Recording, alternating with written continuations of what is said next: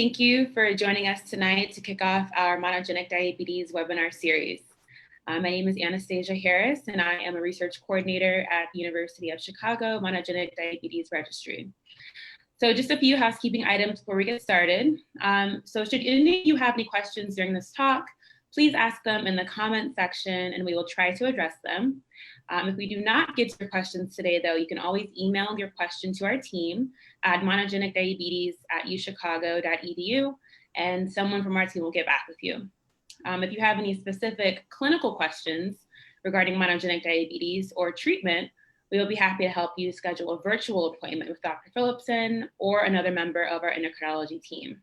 And a link to our scheduling system is below, or you could call 1-888-824-0200. So now I would like to introduce Dr. Philipson. So Dr. Philipson is an endocrinologist and a leading world authority on diabetes. His clinical interests include type 1 diabetes, complicated type 2 diabetes, monogenic diabetes, and hypoglycemia. Dr. Philipson was named the James C. Tyree Professor for Diabetes Research and Care and served as the President of Medicine and Science for the American Diabetes Association for 2019. So welcome, Dr. Philipson. Thank you for being here. Thank you. So just to jump right into it, so can you please share with us your background in diabetes research and care and what led you to researching monogenic diabetes in particular? Well, great. So thank you for coming in and listening tonight, and hopefully we can answer some of your questions. And we look forward to people, sending in their questions additionally. So I have been working in the diabetes field since about the late 80s. My career started in other kinds of research and got interested in endocrinology, I would say, probably around that time, around 85 or so. And after I did my PhD, I went to medical school, got interested in endocrinology, started doing bench research in diabetes. So my first projects had to do with very specific studies on how insulin gets secreted. And I worked with some of the really wonderful world-class investigators at the university at the time. One of them is our colleague Graham Bell, who's here still working strong and pushing us all the time. Another one is our dean, Ken Polonsky, who I worked in his lab in the 80s. And then I had a long period of time where I really focused on bench work, doing really cellular stuff, working with cells, seeing patients. So I was an endocrinologist. But not so much this. So we really got interested again in monogenic diabetes when we saw our first cases. And some of you know that the Jaffe family has put a movie out, which we probably will talk about a little bit. It's we have pointers to that on our website about children who are born with diabetes. And that related to the research I was doing. It also fell into place, and really our lives have devoted to studying monogenic diabetes ever since. So it's been an interesting little twisty path at the beginning, but all of which sort of one step led to another along the way. And now we have a great team, and it's been a very interesting and fulfilling journey over the last few years. Great. So for people that don't know, what is monogenic diabetes and how does it differ from type 1 and type 2 diabetes? Well, the word tells it all in a way. So mono is one, and genic is gene. And the difference is that in type 1 diabetes, there is an inherited sort of tendency for someone to have autoimmunity, which means the body makes a mistake and attacks itself. And we think that's the basis, or the world thinks that's the basis of type 1 diabetes. Exactly why some people have a predilection to do that, and what other things go along with that, thyroid disease, celiac, things like that. There's still lots of research going on. Type 2 diabetes also runs in families, but it isn't a single gene. In fact, type 2 diabetes is really complicated. There may be very many different kinds of type 2 diabetes, some associated with being overweight, sometimes thin people, but it isn't a single gene that we can identify. Monogenic diabetes really was started to be sorted out around 1995 by some of our colleagues. So Graham Bell and his team and some folks in Europe and Japan really started to look at big families. One of the biggest families was a group in Michigan from Dr. Stephen Fyans at University of Michigan in Ann Arbor, who put together really meticulously a family with many generations, 4, 5, 6 generations of diabetes. And when you looked at them, it looked to be about half the people in that big family had diabetes. Mm. So when they looked at that, they said, okay, this could be a single dominant gene, just like blue eyes, brown eyes, or hair color, other sorts of traits where a single gene is at the root of it. And that really became the definition. When a parent has it, each child has a 50-50 chance of getting that gene from that parent, and then in this case, having diabetes. So that's why it's different from the other types in the name. Right, right. Makes sense. It's easy to remember that way. So what are the common forms of monogenic diabetes and how are they diagnosed? Well, to us, since we study them all the time, it seems like some are more common than others. And of course, that's true. All of them are reasonably rare. So if you put all the different kinds of monogenic diabetes together, which there may be upwards of 20 different kinds, probably it's not more than 2% of even people under 35 with diabetes. And since type 2 diabetes is a disease of aging, and type 1 diabetes is a disease mostly of younger people, but not always, monogenic diabetes falls a little bit in the middle. So we rarely see it over the age of, say, 45 starting up. And then we sort of have these two flavors of neonatal and adult onset. But the ones that we see a lot of, fortunately, the number one common thing that we see is the GCK, the glucokinase related diabetes, which is also called MODY2. So MODY means maturity onset diabetes of youth. And it was called that in the 60s and 70s, so a long time ago, because it seemed like adult onset, so that type 2 diabetes, which tended to be in older folks, but in younger people. And as I said, especially in people who were basically not heavy, so slim people. So the MODY kinds then had different names depending on originally the families and the by chance which gene was discovered first. So MODY1 was one of Dr. Fyans' families that Dr. Graham Bell found. MODY2 was a collaboration and a group in France with Philippe Frigel heading up that group, found that one, and so on. So what's exciting as we do this is that the most common one is related to this GCK-MODY2. The beauty of that is it usually requires no treatment at all. So that's probably the most common that we see here in the United States. And then there are others, some of which are, MODY3 would be the second most common. So you see the names are not helpful. So we're trying to get away from MODY 1, 2, 3, 4, 5 and call them by the gene that's affected. So GCK being the most common, HNF1 alpha or MODY3 being the second most common that we see. Okay. So let's say a patient, doesn't really fit the type 1 or type 2 categories. How does someone go about diagnosing them? How do you kind of determine that they have monogenic diabetes? Well, the most important thing is exactly the history. So when did diabetes happen? How severe was it? Did it require insulin right away? Is the person slender or not? And then there's a variety of other questions. Then, of course, is the family history. So while none of these things are absolute, we have exceptions to every single criteria that we can imagine. When we can go ahead and look at the things that are associated, say, with type 1 diabetes, usually we look for antibodies. And there are 4 or 5 that can be done. Unfortunately, 20 years ago, they just weren't done at all. And even today, many doctors and clinics are not doing them routinely. So when a young person gets diabetes and it's severe, it is sometimes just assumed they have type 1.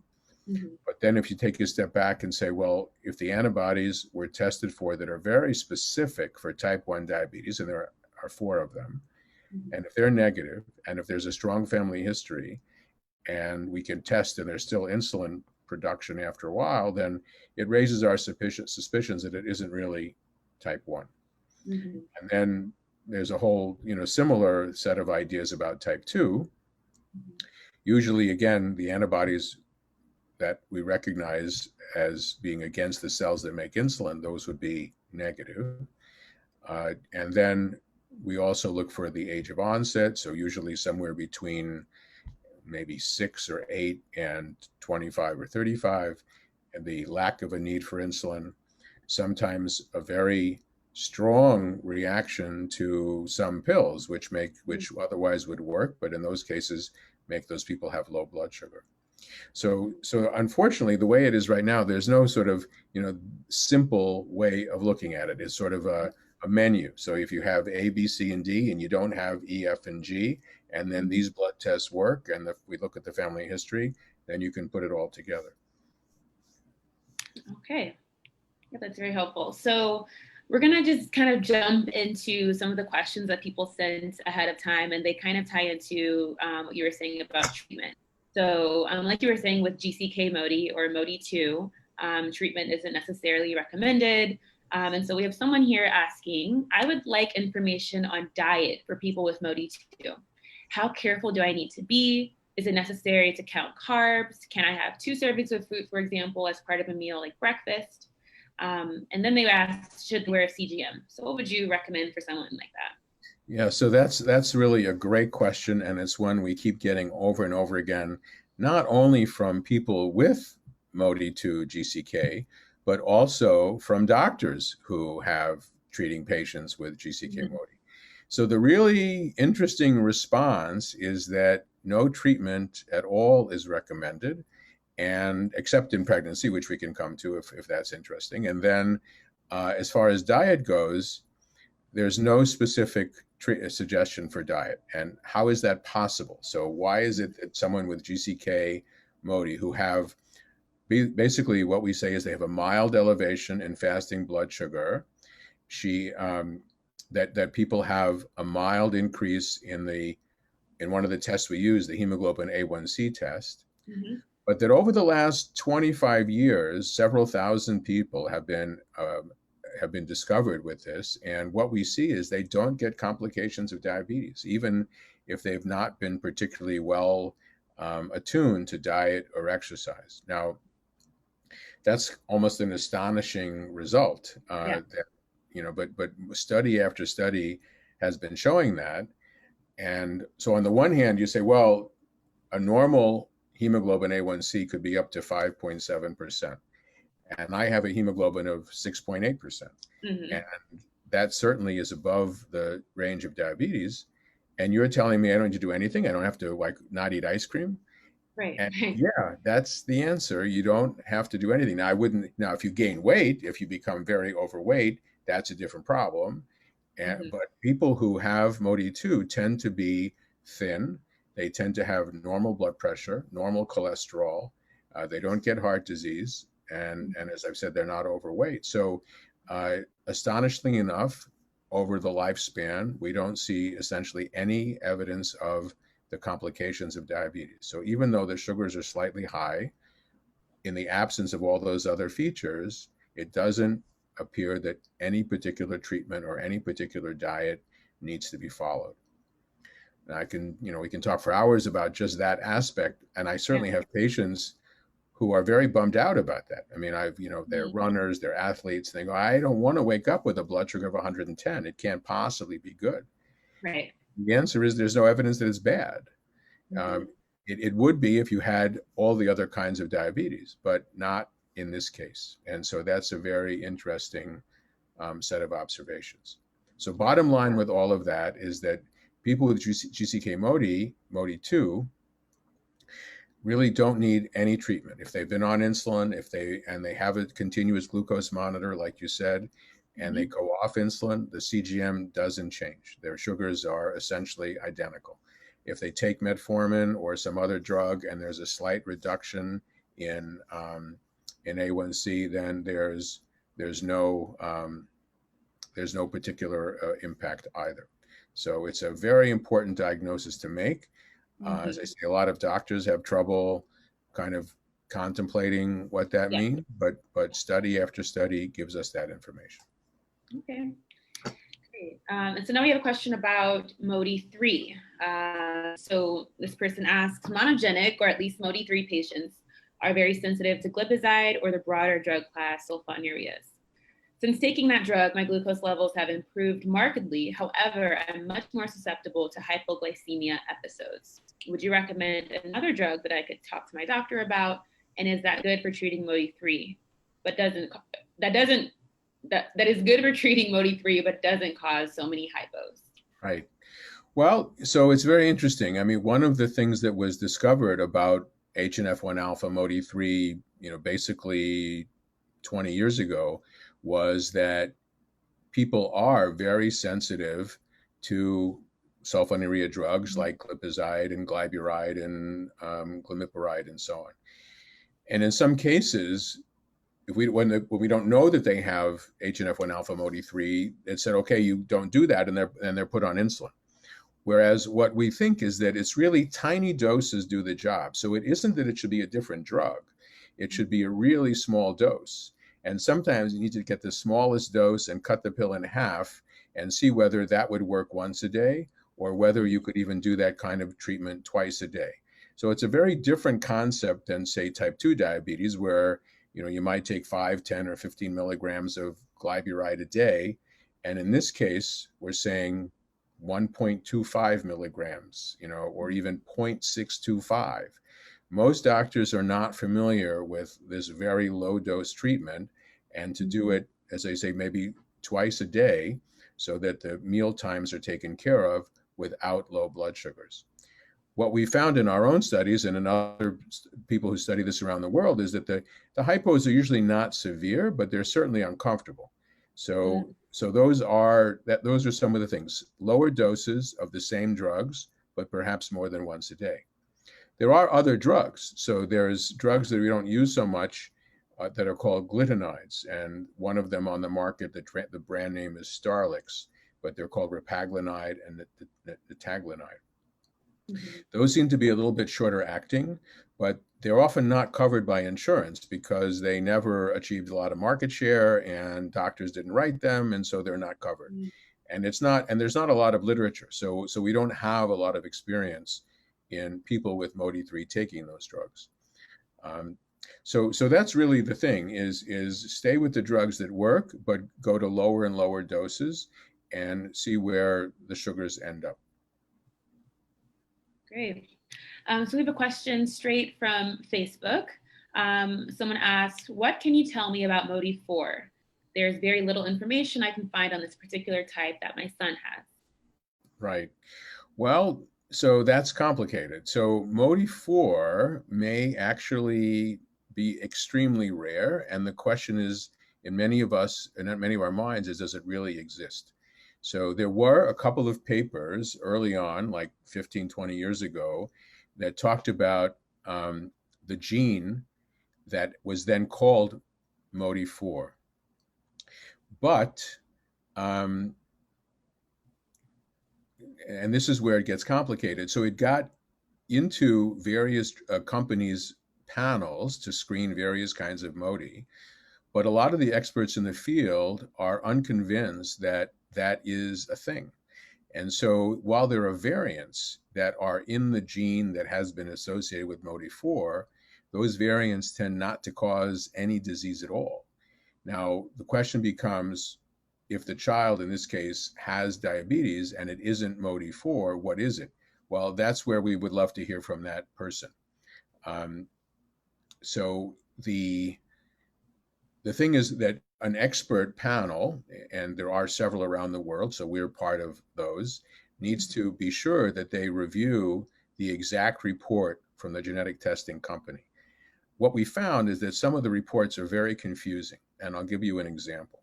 So a doctor sees a young person with diabetes, and sends off genetic testing. Why? Maybe because the antibodies are negative or because the onset is slow. And in some cases, because there is a family history, but not always. Then the report comes back from the genetic testing company, and often it says there is a variant in this gene, but it has the key initials VUS, and that means variant of unknown significance. So then the doctor, who is not necessarily well versed in genetics, gives that report to the family, not really understanding, unfortunately, that this is uncertain. And what we found with most of the MODY4 calls is that they're not correct. So in those cases, that's why we're doing this tonight. I mean, we want to hear from folks who do that. We have advocated, in fact, that the gene associated with MODY4 ought to come off many of the panels that are out there in some of the commercial companies because this problem comes up frequently. So we would love to see exactly what that sequence is. And then we ask the questions. If there's no family history, that makes it very unlikely that it's MODY at all. I mean, most of those folks, not all, but most, will have a family history. So that's an important aspect of what's been called MODY4 is that it's one of them. Now, that's why we want to get away from sort of MODY 1 to 14. I mean, we find it's not helpful. And, if you ask me what MODY 14 was, well, there are actually 2 or 3 different candidates for MODY 14. So not useful. So in this case, it's, IPF1 or PDX1 has been associated with that designation, but very rare. So that's one of the, I think, cutting edge questions in our field is to be sure that any mutation that's reported really has the impact that we want to give it. Right. Okay.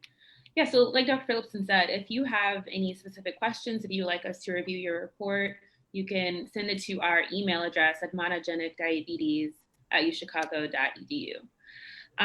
So that kind of leads us to the next question. So you were saying how, unfortunately, not a lot of doctors are aware of what monogenic diabetes is.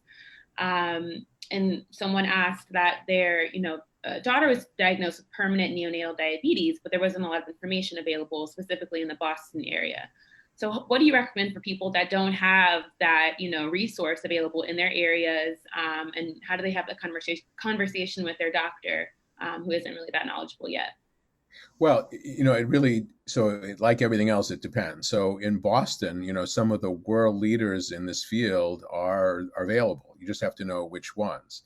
So we work very closely with people at the Mass General and the Joslin. In particular, there are people at Partners, which used to be the Brigham. It may be that, outside of those places, some of the doctors are not as well versed with more unusual forms.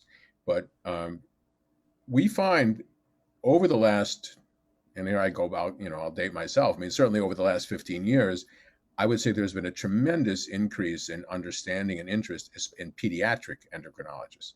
So especially in neonatal diabetes, I can't imagine there's a pediatric endocrinologist at the Mass General or at Joslin who couldn't rattle off, lots and lots about monogenic diabetes. And I know that because we've given lectures there and we've heard them talk about their cases. So for sure, that's available. Now, one of the problems sometimes with American health insurance is that you can't see the doctors who really know. If you could be locked into a practice where they don't want to take the time to do that. So I think we know, just because of it's a small monogenic world, we can often recommend specific doctors in specific towns or regions where information is available. That's on the one hand. On the other hand, one of the small silver linings with the COVID crisis is that we're doing more and more telemedicine. So many doctors are willing to do a consultation using Zoom or some other platform, and we certainly would be happy to do that. So and then using sort of that and then gleaning more details, we could find out who in your area might be useful for you to interact with. That'd be great. So just to go back to GCK-MODY or MODY 2, You were talking about how treatment would change if someone's pregnant. So this is a question related to that. So does the increased glucose levels in GCK-MODY lead to any measurable change in insulin or counter-regulatory hormone levels? If not, is this a significant phenomenon during pregnancy, especially considering placental hormones and the glucose homeostasis of the fetus? So that is a very sophisticated question, and it turns out that the issues are a little bit different than that. So we think about the issues really here in terms of does mom have GCK-MODY2 or does dad have GCK-MODY2? Mm-hmm. And there's one set of questions if mom and the fetus both have MODY2, or if just mom has the gene and the fetus doesn't, or if mom doesn't and the fetus does, in which case it came from the father. So all of those create slightly different consequences.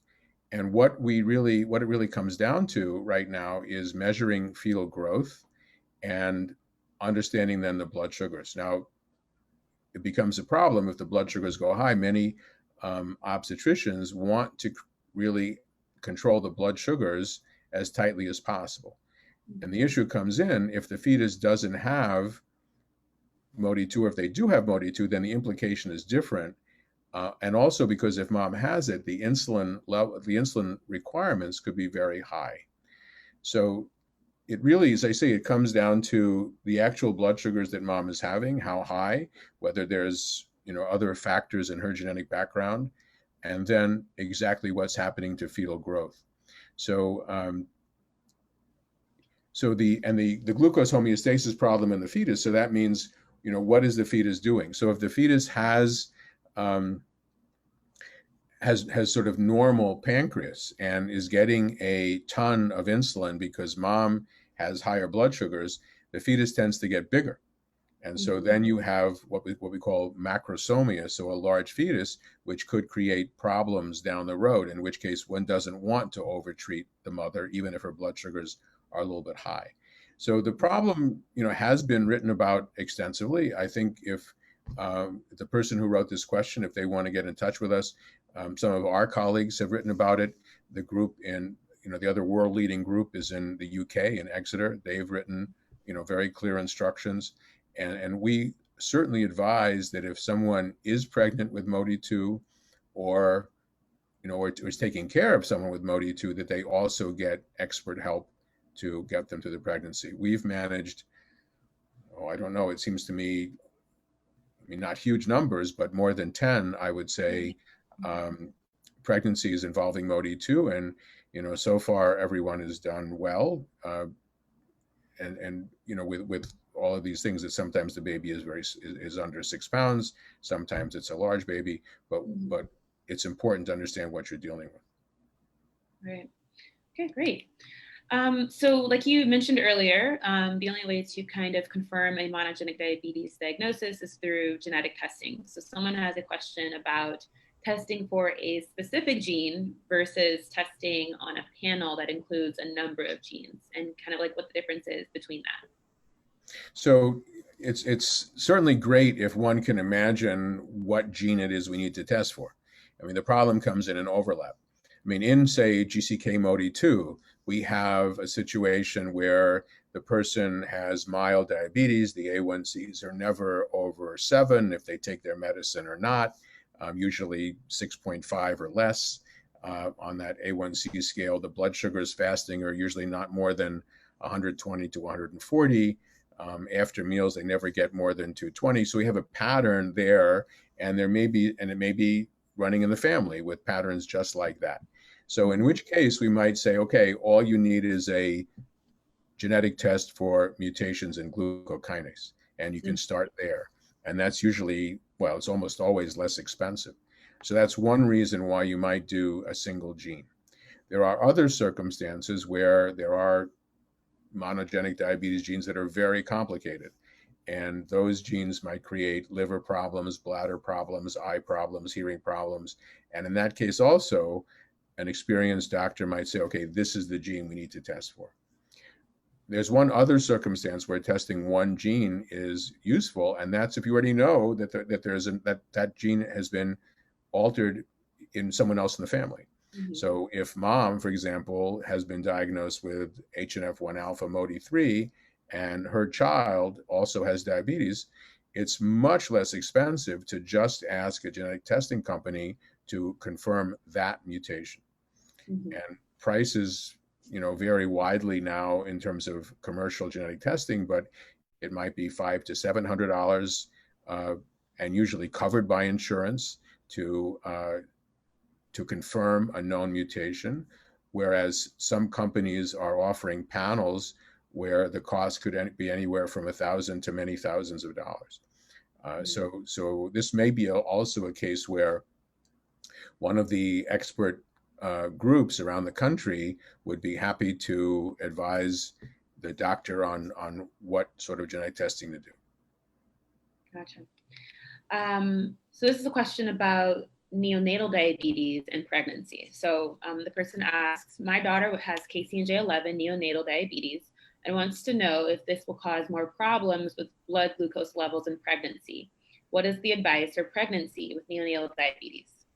Yeah, so that's also a complicated issue, and there haven't been, actually too many cases in the whole world of that happening. We certainly have seen several of them. Now, just for everyone else listening, so KCNJ11 is one of the most important genes that helps to regulate how insulin is made in the insulin secreting cells. It can also create problems in other areas because it's also plays key roles in the brain, for example. So to have sort of proper neurodevelopment, it's important, to know which of the many mutations in KCNJ11 might be there. We treat KCNJ11 with pills. Now, as opposed to what we were talking about earlier with very low dose glyburide, here it's very high dose glyburide. And it can be very problematic to take 8, 10 pills 3 or 4 times a day. And then with the insulin resistance that often happens in late pregnancy, it just may not be enough. And in that case, there's really only one thing to do is insulin. Now, depending on the OB doctor, they may not be comfortable with giving that much glyburide during pregnancy. So in some cases, the patient is switched entirely to insulin and then back to pills once the pregnancy is over. And then again, it depends on whether the baby has the same mutation or not. So in KCNJ11, since again these are dominant mutations for the most part, the baby has a 50-50 chance of having the same thing, in which case the baby will require the same kind of pills within a few days of, sometimes weeks, but usually a few days of life. So there are research approaches to try to diagnose what the baby might have, and also just following birth weights can be very important. I mean, we'll have another webinar coming up and another Facebook session where we focus, exactly on neonatal diabetes. But this again is a situation where conferring with an expert center, and in our place, Dr. Greeley, Dr. Naylor, our pediatric endocrinologist. I'm an adult endocrinologist. I do see kids, but we need really special advice to deal with KCNJ11 in pregnancy. And as I say, following fetal birth weights, absolutely critical. This next question is another KCNJ11 specific question for a 8-year-old. So he is 8 years old now and has been on glyburide. It's 4 months old. Is there any news on side effects of glyburide and or lasting effect after a certain amount of time and having to return back to insulin as an 8-year-old? Yeah, that's a very timely question. We do have some information there. I think, one of the concerns is that we see a growing number of publications that are expressing concern about glyburide in type 2 diabetes. So in people who have, whatever type 2 diabetes is, usually with obesity, insulin resistance, and then a whole constellation of things with hypertension, with high cholesterol, um, other features of insulin resistance, usually heart disease, maybe kidney disease. It does look like glyburide ought not to be, one of the first line drugs, that we have other choices, and there may be an association with heart disease in older people with type 2 diabetes. In young people and children who are on high doses of glyburide, really there are only two things that we've seen, and they're both pretty minor. One is occasional low blood sugars. And so this would be a situation where continuous glucose monitoring from time to time can help us understand what the frequency of low blood sugars might be. And then we've seen early on there was some concern about yellowing of the teeth, depending, because the babies were sort of chewing on the glyburide instead of swallowing it. So I don't think that's much of a problem right now. But over time, what we're seeing now, as we've seen people grow up with this, and also as we've identified older people. So sometimes we identify a baby with KCNJ11 neonatal diabetes, then we say, wait a minute, dad has been taking insulin since he was like 2 months old. Maybe he has the same thing, and by God, he does. And sometimes then there's a grandfather who also survived somehow miraculously taking insulin for that length of time. For many of those folks, they can still respond to glyburide. And in some of them, they've been taking glyburide, sometimes for the wrong reasons, for the 50, 60, 70 years. And we're not seeing any complications of glyburide other than the low blood sugars. So that's very reassuring. I would say one of the things that we're collecting more information on right now is people who kind of quit for a while. So you can imagine, we're talking about 8 tablets, 6 to 10 tablets of glyburide several times a day. That sucks. I mean, it's just hard. And we've seen people in high school, in college, after college say, I'm just not doing this anymore. And then the sugars go right up. And the question is, how bad is that? Can they go back or not go back? So we've started to follow a few people who sort of chosen that route. They say, well, I'd rather take insulin than glyburide. But we're not certain yet. So we're looking for more of them. It does look like, at least in a few folks, they've had some experience off glyburide. They say, no, I really think taking those 8 pills 3 times a day was a better thing than doing these injections. And at least in some of them, after a while, they can get back to as good control of their blood sugars as they had before. So that's really a long-term issue that we're just beginning to understand. And it may not be a sort of a chemical complication, but it's certainly a psychological issue that is critical to understand. Right. Absolutely. So another question we have is, do you ever have more than one genetic variant to choose from? And how do you determine clinical significance?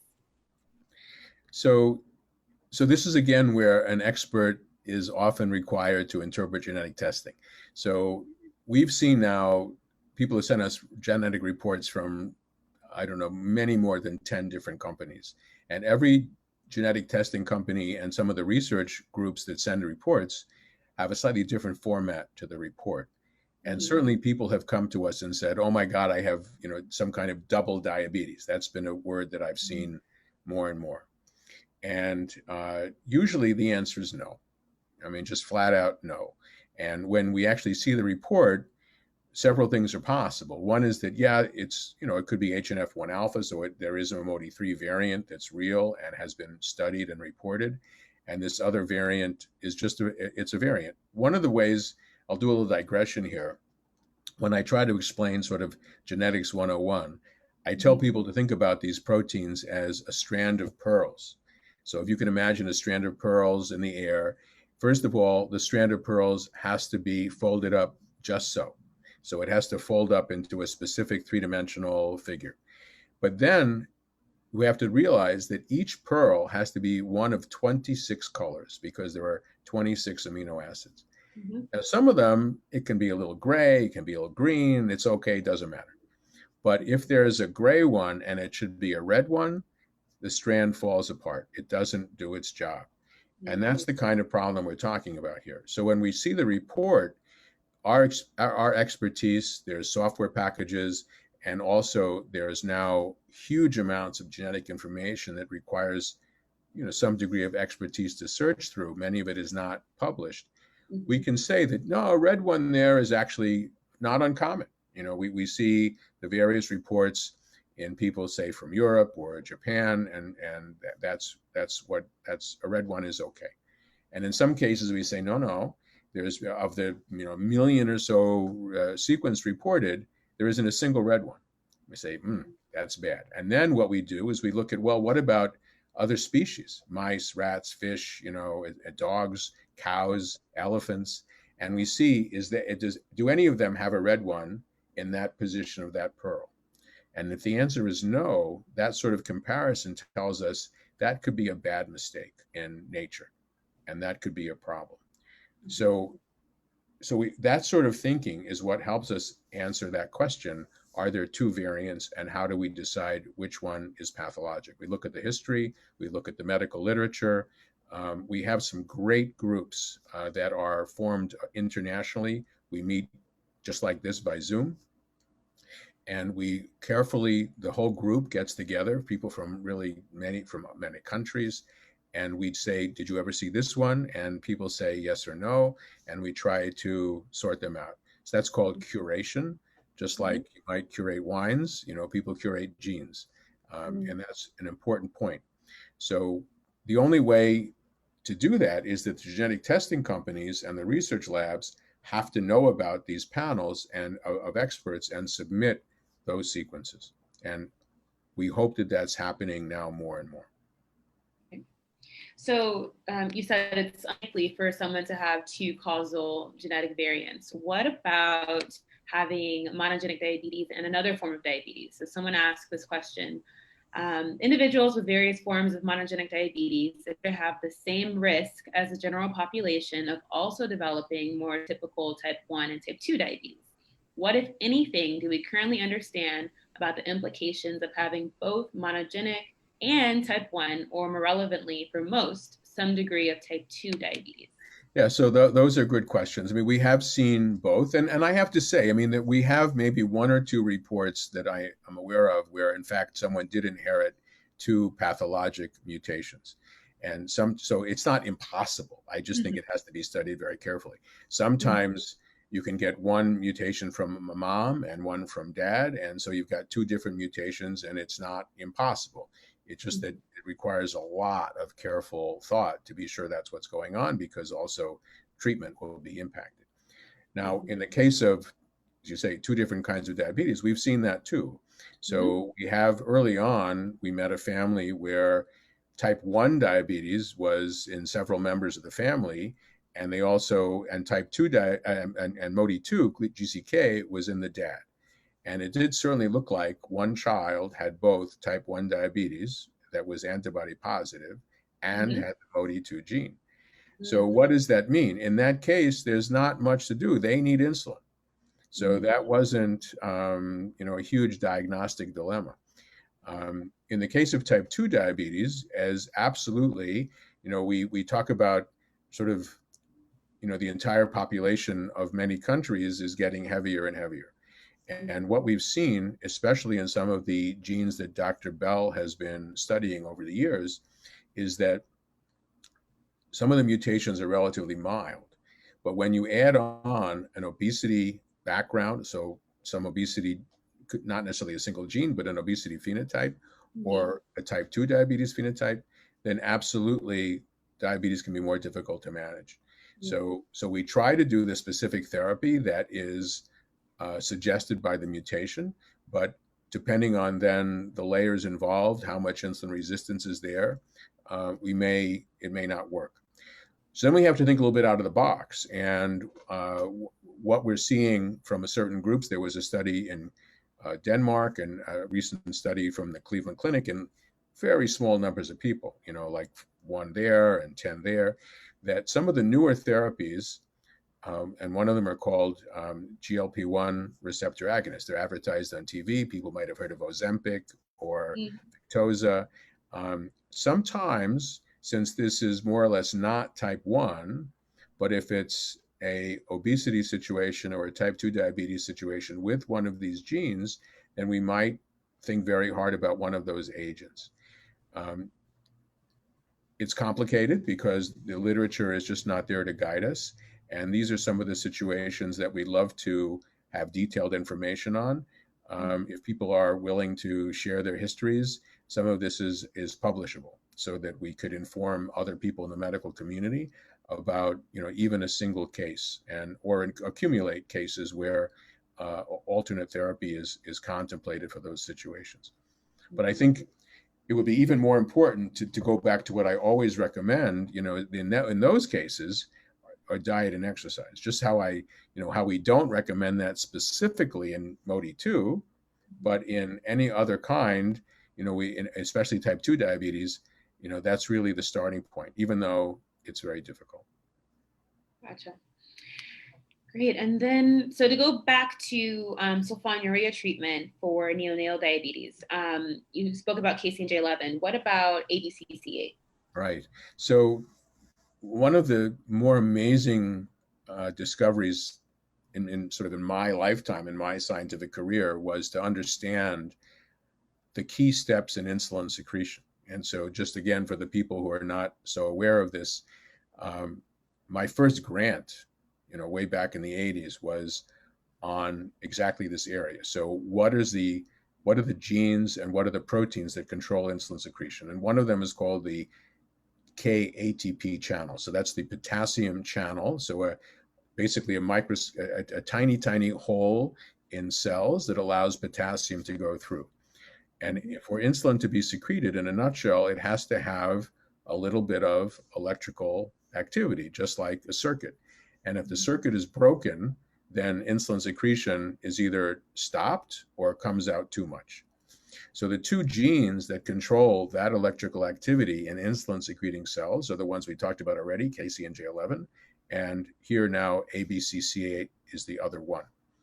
And ABCC8 was also called, as the gene name, the protein has been called SUR1 because some very smart investigators decided that it might also be the sulfonylurea receptor. So that's probably not its job, but the sulfonylureas like glyburide bind to the protein that is encoded by ABCC8. So is there a variation in SU therapy? Well, so the short answer is it depends. So again, the specific mutation is critical to understand. So we can sequence the mutation and we can understand if that particular variant has been described as having a sensitivity to sulfonylurea. Some of the mutations in ABCC8 are not sensitive to SU at all. And some of them are very sensitive, or at least as sensitive as KCNJ11. Those mutations can also come in later in life. So there are variants in ABCC8 that are kind of MODY-like. And so that is considered to be one of the MODY genes as well as one of the neonatal diabetes genes. And also variants in those genes have been associated with type 2 diabetes when they're particularly mild. So it's a great question.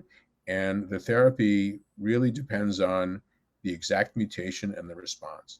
And that's why we really advocate this whole field being an important example of what we're calling precision medicine in diabetes.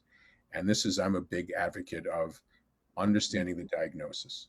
So you can't look at somebody, you can't do a history and say, okay, they have, this gene, maybe with GCK example as a separate example, but you need to know the mutation and you need to know the history of the response.